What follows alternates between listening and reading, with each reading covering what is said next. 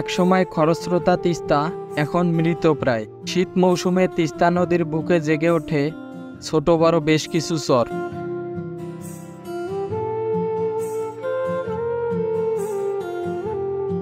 সময়ের পরিক্রমায় পরিবর্তন হয় অনেক কিছুই, আর এ পরিবর্তনের ধারাবাহিকতায় কৃষিও বাদ পড়েনি। প্রযুক্তির কল্যাণে কাঠের লাঙ্গলের জায়গায় এখন স্থান করে নিয়েছে কলের লাঙ্গল, ট্রাক্টর।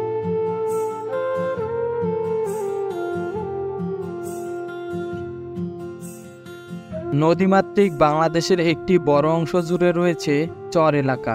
চরবাসীর জীবন মানেই অসংখ্য সমস্যায় নিমজ্জিত সংকটময় এক জীবন। জলবায়ু পরিবর্তনজনিত প্রাকৃতিক দুর্যোগের প্রথম শিকারও হয় চরের মানুষ।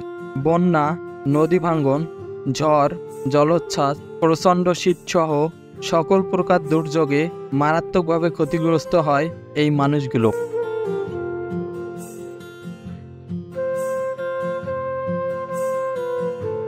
রংপুরের গঙ্গাচড়া উপজেলায় তিস্তার এই জমিতে চাষ করা হয় বাদাম। এই বাদাম চাষ করে দিন ফিরিয়েছে অনেক কৃষক। একসময় শ্রমিকের কাজ করতেন, তারা এখন বাদাম চাষ করে বড় কৃষক হয়ে গেছেন।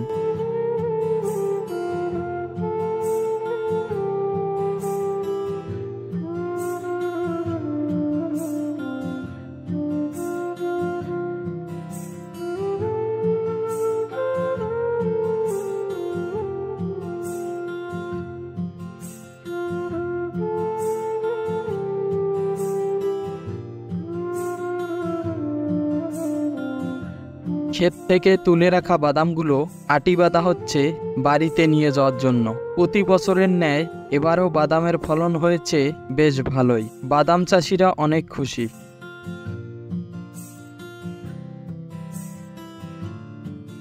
এক একরে বাদাম চাষ করতে ব্যয় হচ্ছে 22 থেকে 25,000 টাকা।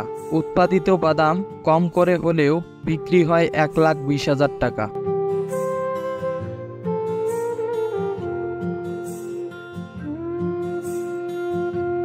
দিন দিন দেশি বাদামের দাম কমিয়ে যাচ্ছে, হাইব্রিড বাদামের দাম তুলনামূলক বেশি।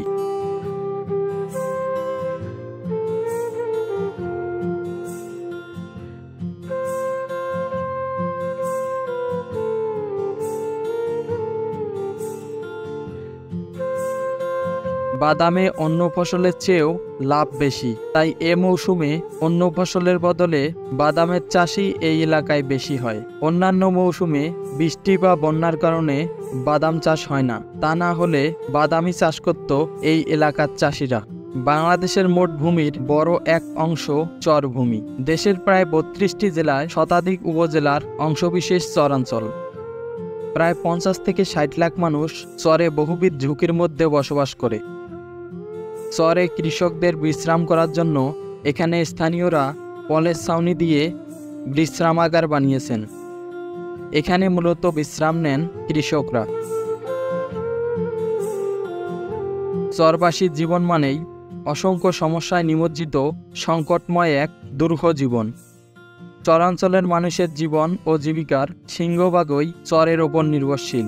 গবাদি পশুপালন, চাষাবাদ সবকিছুই চরকেন্দ্রিক। প্রিয় দর্শক, আজকের এই চরের ভিডিওটি এখানেই শেষ করছি। ভালো থাকুক চরের মানুষগুলো। ধন্যবাদ।